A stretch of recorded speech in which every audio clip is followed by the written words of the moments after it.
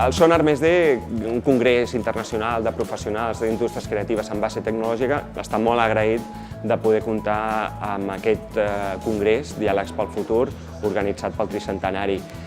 Durant 2 dies estarem descobrint, ens estaran explicant les claus d'èxit de moltes d'aquestes indústries creatives en base tecnològica.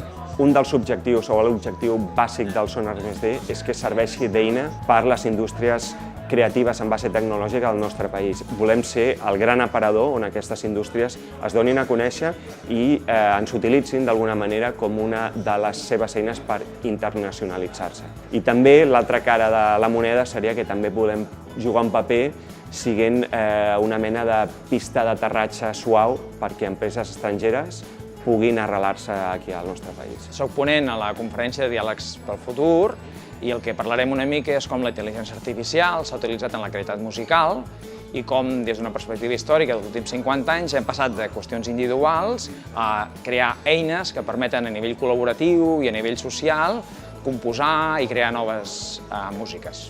Aquesta ponència és un tast del proper congrés de prospectiva que es durà a terme a l'octubre, en el qual es pretén analitzar l'impacte de la tecnologia els propers anys que ens permeten construir societats molt millors.